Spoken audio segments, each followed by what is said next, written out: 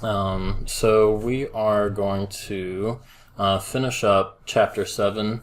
And most of what I'm going to teach on today actually comes from my master's program when I was doing my major capstone research there in that program.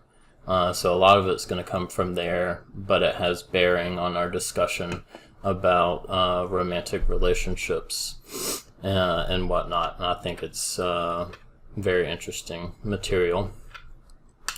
And then we're going to do Chapter 12, Sexuality During Adolescence. So Chapter 12 includes childhood. We're going to skip childhood and just do adolescence as far as Chapter 12 goes. So those are the pages that you'll be responsible for reading just on adolescence, not childhood. Alright, so business items for this week. Remember to do the reading. So Chapter 12 in adolescence, 375 to 400. Finish reading Chapter 7 if you haven't done so already. So really all we have left is the final exam. And we have the major research paper. So, once you're done with those two, then you're basically done with the class. So you're definitely about, 75% way through the class. So that's great. So let's talk about the major research paper a little bit here. Hold on real quick.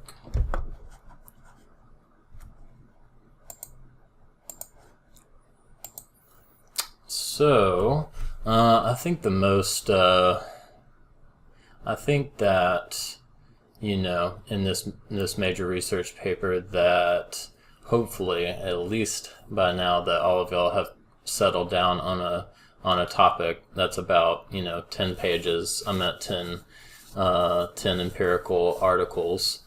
So that part's good. And I think that y'all are pretty much able to, read especially the introductions to each of those papers and get a good idea of what the research is saying on your topic. But I think that what y'all may need a little more guidance with is probably how the major research paper, part of it is going to be in talking about the methodology. So that's what I'm going to try to help y'all do here. And also remember to go to Canvas on the instructions and guidelines for the major research paper. I uploaded a new version last week, I think on Friday. And it has what I'm about to go over with you guys. So, and I know this says how to critique methodology in psychology. I think that really if y'all just got to the point of understanding what the methodology is and what statistics, statistical models that they use and whatnot, I think that, I'm going to be more happy.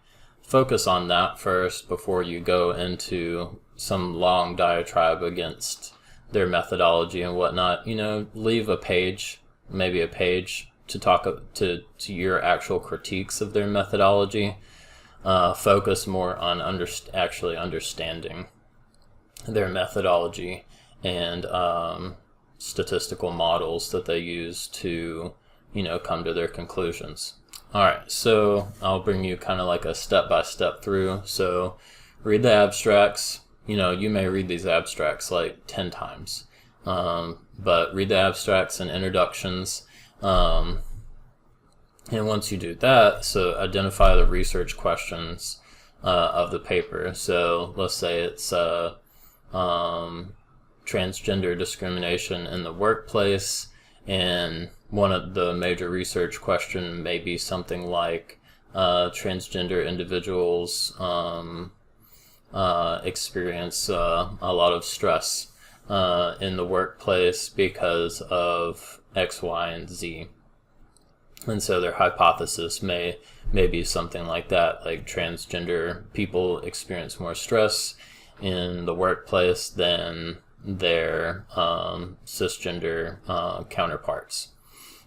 something like that. So just write down, make sure you know what the research questions are, what the hypotheses are.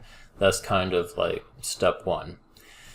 So, and then reread those abstracts and read that discussion paper, discussion section of your papers now, and write down the main conclusions that the researchers make. This will be important for your actual critique.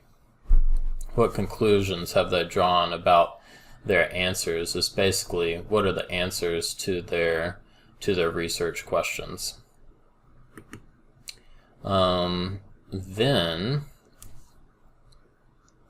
So read the methodology section of your paper. I know it's kind of funny in psychology that most things that you read, you just pick up like a book, read it from cover to cover, but a lot of times the best strategy is to do kind of what I'm saying here. So even though it's organized in like introduction, hold on real quick, there's noise outside.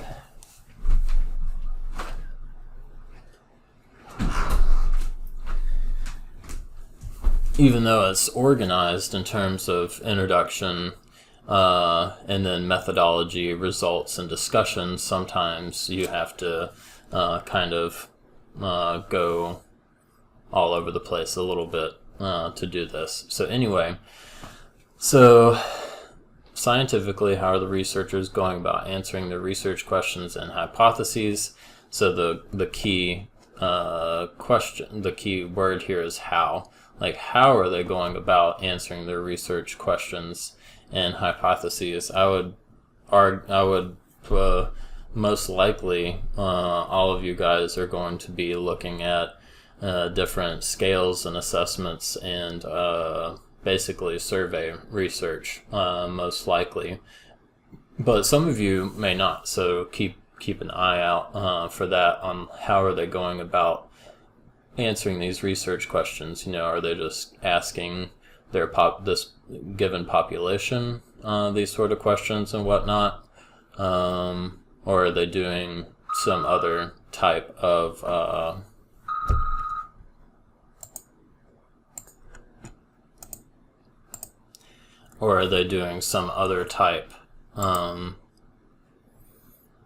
of methodology other than survey research?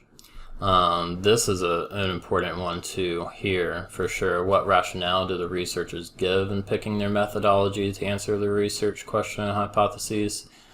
Now, it may be hard to find this, but it should be right before the methodology section, something like that in the introduction. And then this will give you more of a sense of, why they chose the way they did to do their methodology. And then, so that's basically what we already covered. What methodology are the researchers using? That's basically the same as this point here, this first point here. And yeah, anything that you haven't heard of that they may be using, you can reach out to me and email me and we can talk about it, and or you can use Google and YouTube to understand a little bit better about what methodology they're using.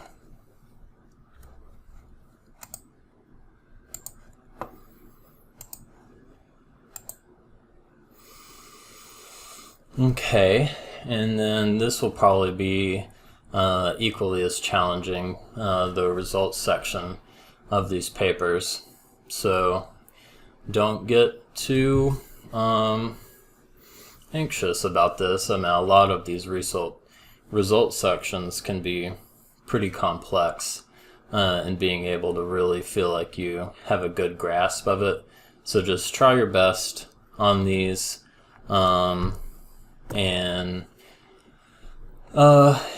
take it step by step like we're going to here. So what statistical models are the researchers using for your paper? So, first step, just identify what sort of statistical model that they may be using. So a lot of the survey research will use ANOVA's analysis of variance, or t-test to like compare two different groups or different stuff like that. So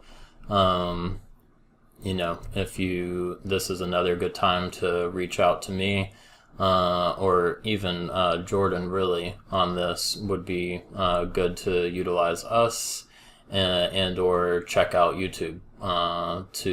That'll be probably your easiest bet to figure those things out. Find like a brief video on it, and that's as far as you need to understand those sort of things. No need to become an expert on it particularly.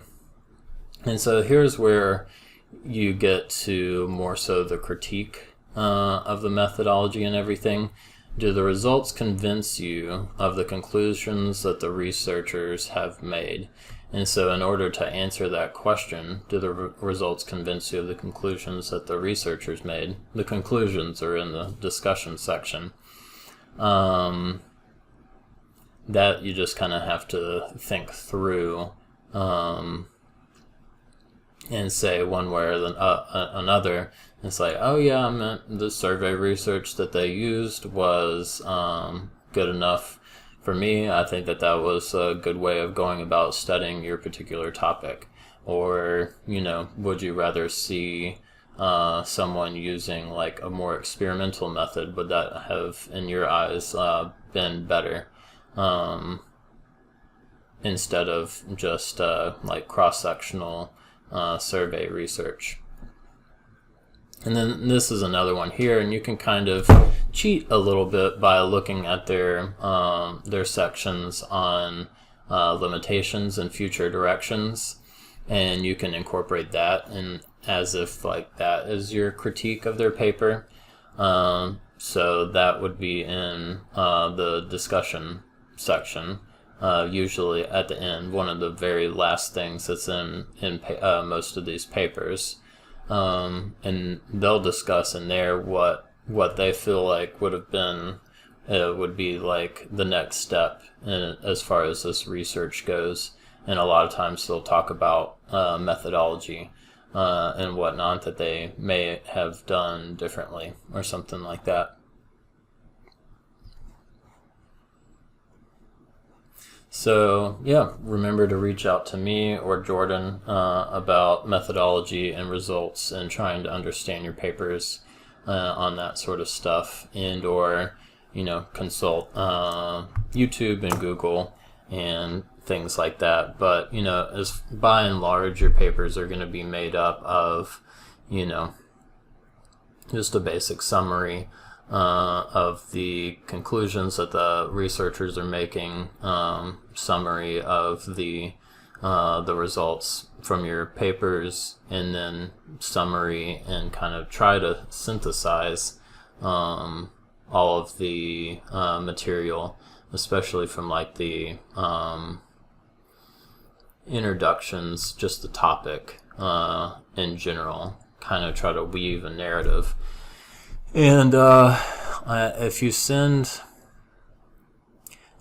try to send me, if you can. I haven't gotten many drafts from you guys, but try to send me one as soon as possible if you want some feedback on that, because the papers are due on the 20th. All right.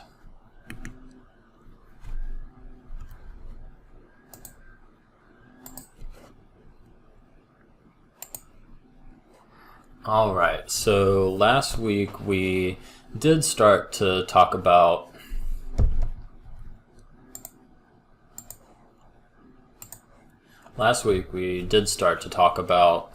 just the general field of philosophy and love. So we talked about agape, unconditional love, that's in a lot of theology and stuff, and we talked about philia, which Aristotle talks about and whatnot. It's kind of a neglected topic in large part, even among philosophers and whatnot. I think maybe just because they see it as such an emotional topic, or maybe even psychological, that they don't there's not like, hundreds of philosophers all debating with each other on this sort of thing. It's pretty low key, if you will. But there are a few philosophers out there who talk about this topic and whatnot. Most of them, again, are mostly white males that I did my research on,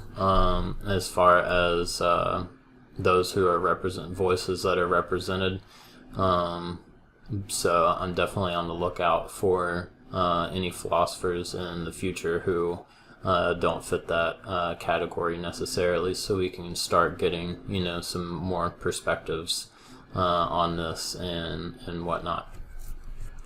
So in a lot of philosophy and whatnot, they what we kind of have been calling romantic love or intimate love is what philosophers would call eros.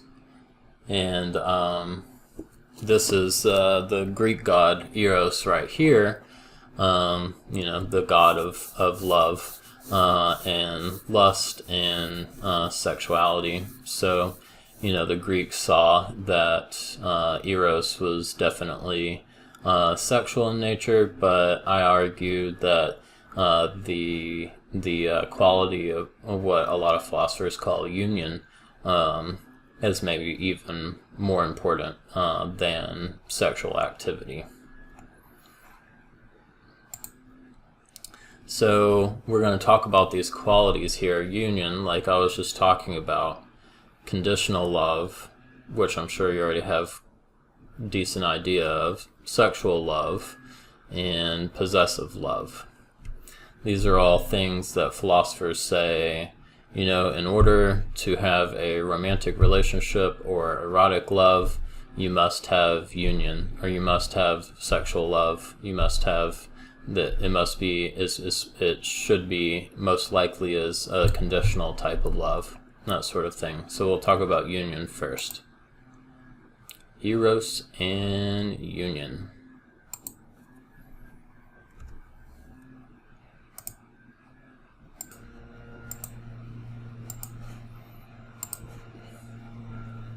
So, here's the book right here, Plato's Symposium. Look how thin it is. It's super thin. But we're going to talk about, and this is kind of like a pivotal text that any philosopher of erotic love would know about. How Westerners are so keen on being like, everything originated in Greece in whatever time Plato lived in. But not that it's a bad little discourse here on romantic love or erotic love, but I think that sometimes, especially those pretty obsessed with Greek culture and the West and whatnot, seem to think that all thought originated in that location at that time and kind of ignore the rest of the world and whatnot. But in any case, it's still good. And so like the speech, there's a speech of Phaedrus, speech of Pausanias, a lot of people, but we're going to focus on the speech of Aristophanes. That's usually the one of the most important speeches in this book. So he kind of takes a mythological approach to discussing erotic love and talks about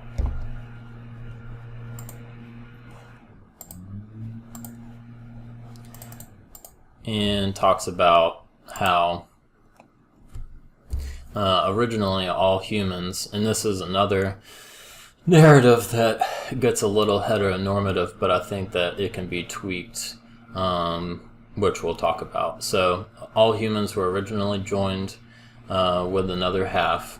So I think in this he talks mostly about like male and female. So you kind of have that kind of glorification a little bit of penile vaginal intercourse, I think, is kind of what he was thinking. They're joined at the another half.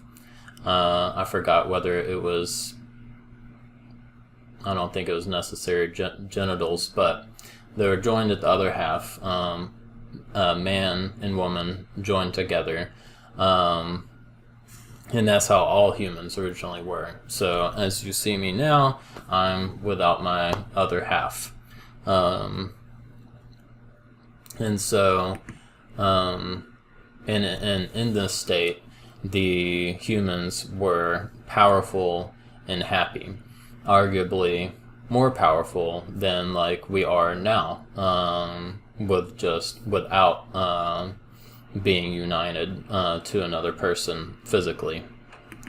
So I think it was, pretty sure it was Zeus. Yeah. So Zeus thought that the humans in their joined state were getting a little cocky and thinking themselves to be of more importance and of more power than the gods.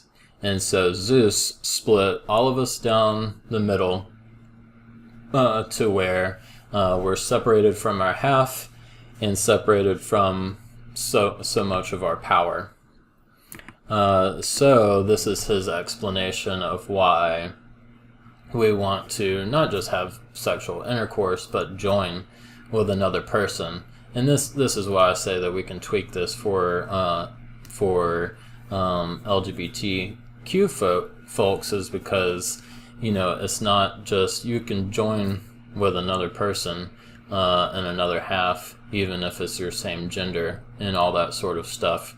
So kind of taking a step back from this and saying, you know, what is he saying with this mythological type of narrative here? And I think what he's saying is that overall we're kind of happier, you know, some people at least, being in a romantic relationship or a relationship with another person. So that's kind of our little introduction on union here. So let's talk about Robert Solomon, though. He's a modern philosopher, I think, still alive and whatnot.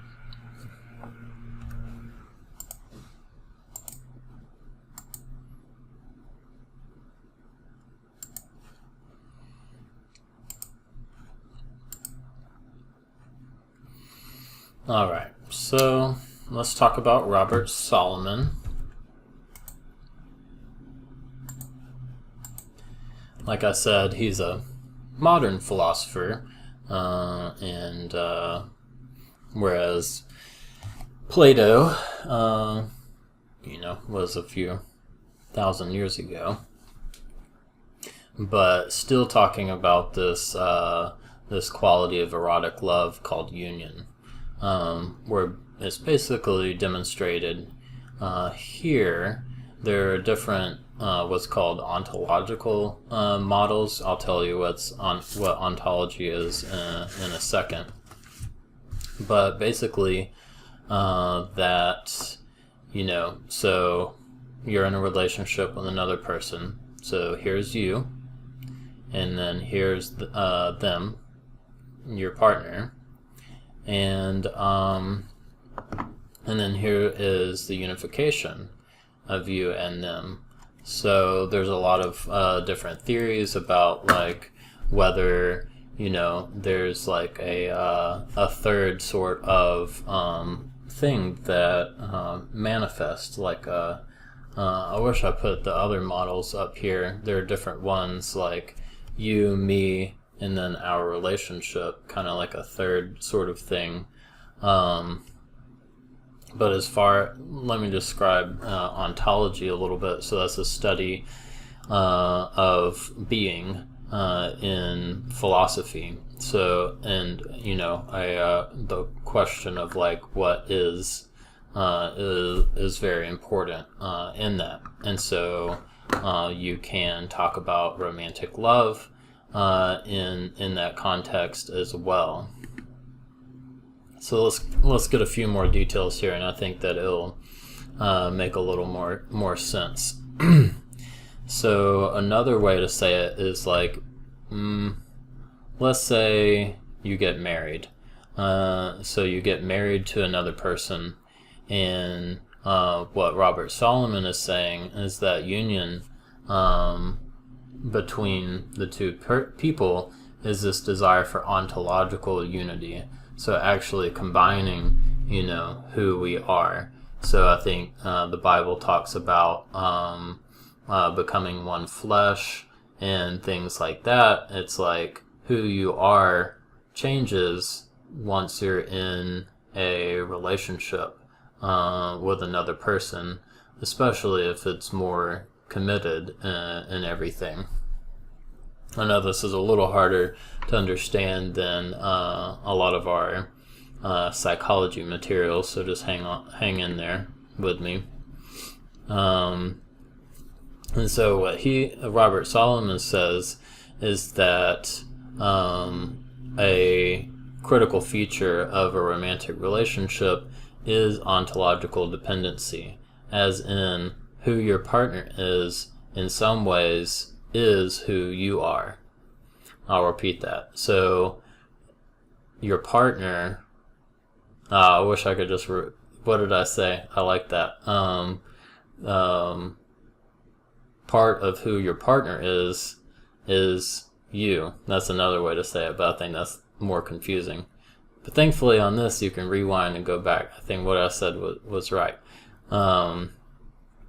So another way to say it is wanting a shared identity, and that's a little easier to understand for you guys than an ontological dependency. So shared identity. Who you are is in part who your partner is, and who your partner is in part who you are. You share the same identity. I think it's becoming clearer now. So, we talk about saying I am her husband. It's like part of who I am is my relationship with my partner. And furthermore, not just the relationship, but part of me is, so give you the example, me and Julie. So part of Julie is me and vice versa. And here's another quote from one of his papers. Love is this determining of selfhood. And so another way to look at this would just be like as far as like hobbies or something go. So let's use an example of like me and Julie. So let's say she was really into hiking and I wasn't before I met her, but once I met her I developed this love of hiking, and especially like hiking with her or something like that. And so my part of who I am was changed by being in relationship with her, and a new some people talk about this new entity that arises once you're in relationship with each other. So a different model would be you and me, but then a third entity, kind of like I was describing before, that's developed once the relationship comes together. So in this third entity, or this third entity up here, once two people are in a strong relationship with each other, would be things like, your new developed love for hiking or whatever it may be.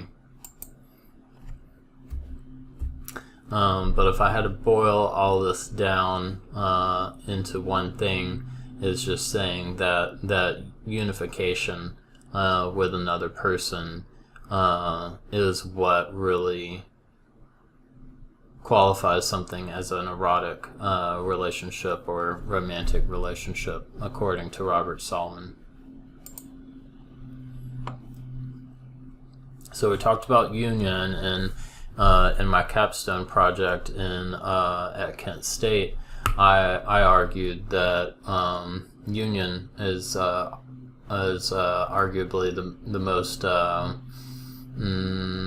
necessary feature for erotic love or romantic relationships, even above sexual activity together. But now we're going to talk about eros and conditional love, eros and sexual love, and eros and possessive love. I think we're going to do conditional love first. Yes, Simon Keller, conditional love. So he talks about property theory, which is basically like, so you're in a relationship with another person, or you're dating, looking for another person, and there are, a few properties that you're looking for in another person. So let's say that you're looking for someone who is adventurous, and someone who is brave, and someone who is intelligent, something like that. Those three properties. So what Simon Keller is saying is that's totally normal and actually pretty required feature of romantic love, is that you do have those few properties that you're looking for in another person. And your love is conditional in that you will love them as long as they embody those properties. So let's say Adam and Joe get together in a romantic relationship. Adam is looking for someone who's adventurous, brave, and intelligent. And, in this particular example, Joe becomes very frightful all the time, and stops thinking so deeply about things, and all these things is maybe takes a turn for the worst. So what Simon Keller would say is that it's totally justifiable to break up with someone if they lose the qualities that you once thought were really important,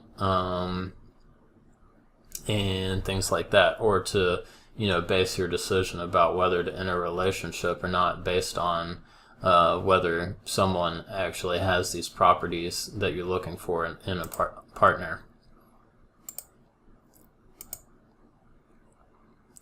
So this is conditional love in that, is based on a certain set of conditions. Let's see, here this example here: romantic, adventurous, loving, and brave. Loving is a big one that I think that obviously a lot, if not nearly all people, base that on the condition. As long as you maintain a loving attitude towards me over time, then I'll stay with you, as opposed to unconditional love, like agape, like we were talking about last week, where no matter what you do, what you say, kind of like a parent's love for their child, I'm going to always still love you.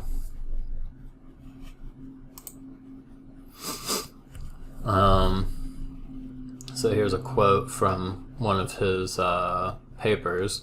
The Properties View says that an ideal romantic lover freely chooses to embrace his love for his partner, and that his choice is justified by his partner's possession of a certain set of properties.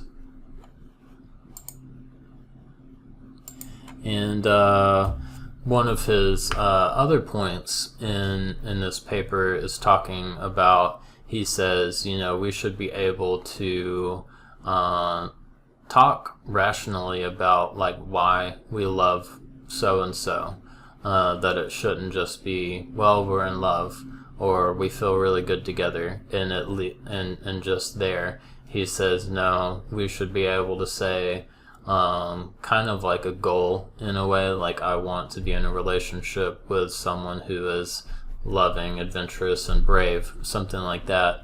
And so that gives further strength to the relationship if your partner does embody those properties that you're looking for. And he talks about in this paper as well, this concept he talks about as far as trading up. So this is kind of like a little bit of a, I think this is like a critique of his theory, in that it's like, okay, Joe and Adam are together, and Adam is romantic, adventurous, loving, and brave. So Joe loves him for that, but all of a sudden, Bill comes along, and Bill is also romantic, adventurous, loving, and brave. So what's to stop him from jumping ship and going to the next person? So that's what some philosophers call trading up, is like what I was just saying, finding someone who is really similar to your current relationship and the qualities that your lover possesses. It's like, oh, I found someone who has better those same qualities but even better. Should I trade up and go for the next person? That's just a question I'll leave there. Alright, so actually talking about sex. So, of course, while I was doing my research at Kent State, some of my professors and whatnot, they're like, how I was saying that I argued more of a case for union being important as far as describing romantic love. But I had, at least one professor there who's like, I thought that since my project was so much about like just describing what is romantic love according to philosophers and whatnot, she was like, so what about sex? Is that not the defining feature of romantic love? So Raja Halawani, we have this book right here that I think is really good. So, Philosophy of Love, Sex, and Marriage, Raja Halawani. So, let's see. This slide that I'm about to present is taken from his section on talking about how sexuality is a defining feature of romantic love. So he talks about differentiating between sexual activity and sexual desire. So he was saying, arguing that since so many people, let's say religious folks who want to save sex for marriage, but they're dating each other, he wants to say, yeah, of course, they're still in a romantic relationship even though they don't have sexual activity together. Or let's say someone who is handicapped, physically handicapped, let's say maybe from the waist down or something like that, of course they can still be in a romantic relationship even if their sexual activity doesn't look the same as everyone else's. But he says sexual desire is necessary for it to be considered a romantic relationship. Like that example of those religious people and still dating and whatnot, seeing if they want to marry this person. Presumably if they do have sexual desire for each other, if they're attracted to each other, so they still qualify as having a romantic relationship. So another point he makes, a quote from that chapter, is a generally necessary feature. Sexual desire characterizes romantic love, but not every case of romantic love need have it. So he even says not every romantic love case of romantic love needs sexual desire even. And then I phrase this feature in terms of desire instead of activity because sexual desire is not always consummated. If we put the feature in terms of sexual activity, many cases of romantic love would implausibly lack a sexual dimension simply because the lovers did not have sex. So it's the sexual desire that, wait, let me see this. As a generally necessary feature, sexual desire characterizes romantic love, but not every case of romantic love need have sexual activity.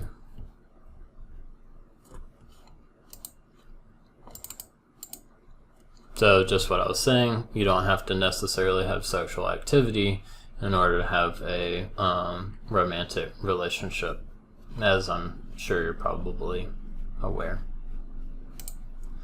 Alright, so here is another quality that people say romantic love is tied to, and that's possessive love. So we're going to talk a little bit about jealousy here.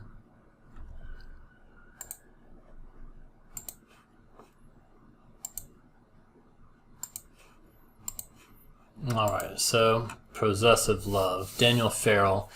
I actually went and talked to this guy. He was a professor, I think philosophy professor at OSU. I went and talked to him, and I think that he was kind of wondering, like, what are you doing here, sort of thing. I meant my logic in meeting with him was just to, I don't know, talk to someone in the field and whatnot. This was when I was at Kent State, and pretty interesting guy. And then we just talked about his paper a little bit, and I told him about my capstone project and stuff like that. Interesting guy. So he was saying that, like I was saying, possessive love, so wanting your lover to just favor. The key word here to write down would be favor. Does my lover favor me and basically show me more attention and show me, have sex just with me and things like that. That's how things are supposed to go or whatever. So he talks about jealousy as far as, what's a manifestation of possessive love. Jealousy is related to people's fear of losing what they want to possess. So that's how it is possessive love. So they don't only want to possess their lover exactly, but wanting to possess their attention or their flirtation or possess their, like I said, their favor. Like they favor you above all people. Yeah, something like that. Okay, so it's in the Analyzing Love anthology. So I think it's in here. Love Analyzed. And I think Daniel Farrell is in there. Jealousy and Desire, Daniel Farrell, 165. Yeah. This is kind of an interesting introduction here. I think I'll maybe read some of it. Recall the worst experience of jealousy you have ever had and ask yourself exactly what it is you are feeling on that occasion and what, if anything, your susceptibility to this emotion revealed about you.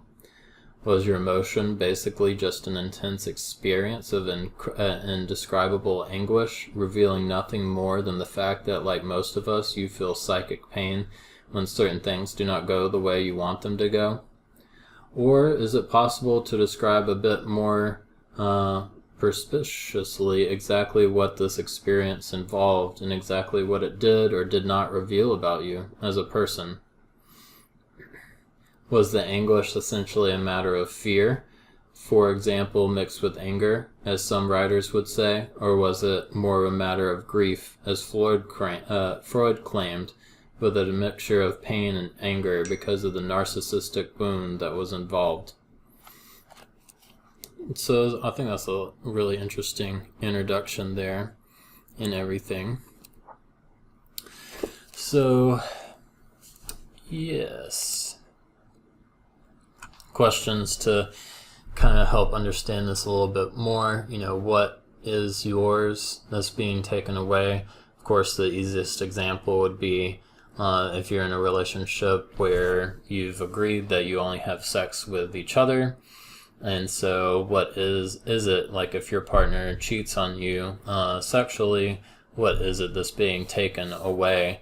Is it that probably, are you jealous because of what's being presumably taken away from you?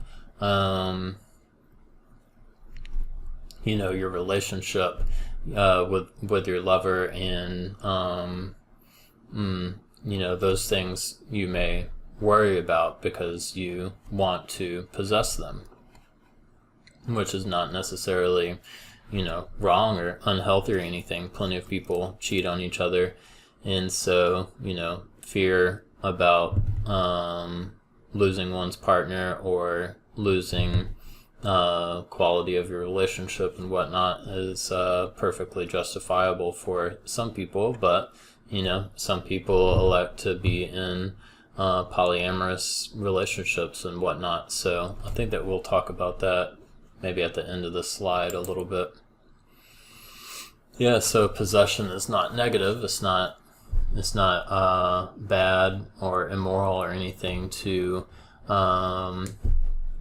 want to possess favor from your partner, and seems like a pretty normative type experience. This is getting a little more nuanced here. So people are ambivalent about jealousy, seeing it sometimes as a sign of insecurity, sometimes as a sign of love, and sometimes as both simultaneously. I like that quote there. I'm not sure, Puente and Cohen. So that's pretty interesting. Kind of what I was already talking about. Right. Sometimes warranted, sometimes unwarranted. And I know that, a lot of people in polyamorous relationships, jealousy is a really interesting thing, because just because you're polyamorous doesn't mean that you don't get jealous and whatnot. So just things to think about.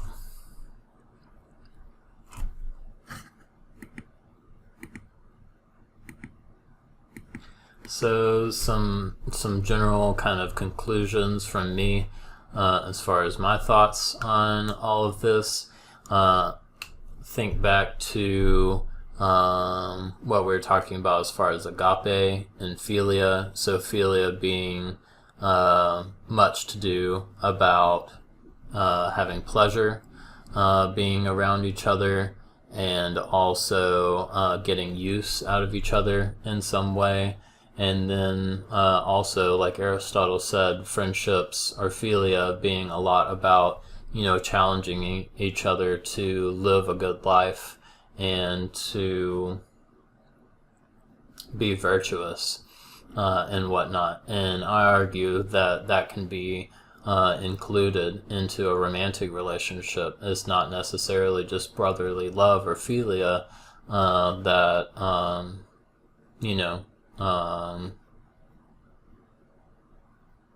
yeah. And agape can even be there in some ways, but probably a little less than philia. I think that philia can be integrated into a romantic relationship a little bit easier than agape.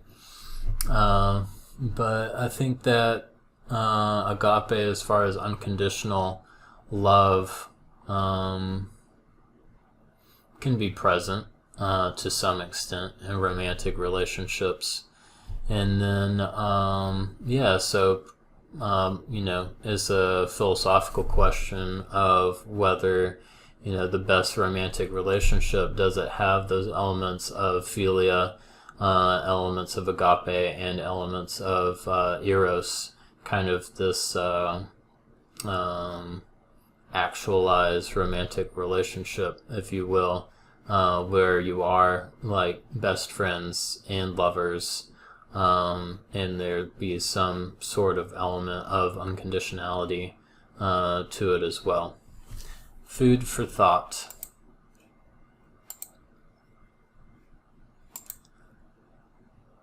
So another thing that you could get out of this philosophy that we're doing, it's good to be able to say, like, if you're in a relationship now or want a relationship in the future, being able to identify those aspects of love in your relationship. So like, oh, this is an example of me having, exuding conditional love because I want my partner to have a certain property, or unconditional union, eros, just all these different ways that love can be there. I don't think we talked about consummate, so I'll delete that. Not that one, we didn't talk about that. Yeah, and I think that, the more you think about all of these sort of arguments that the philosophers make, and then also thinking about just love in terms of like Sternberg and Lee's style of loving, I think that just being knowledgeable about all those sort of things helps you think more deeply about your own relationship. And I would argue that quite possibly it could deepen your relationship to be understanding or at least becoming familiar with a lot of these things.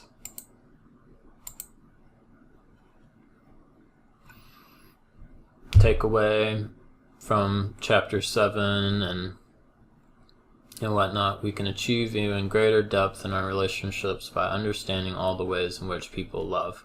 So that was basically what I was just talking about. But let's see. Is there any books that I wanted to show you guys?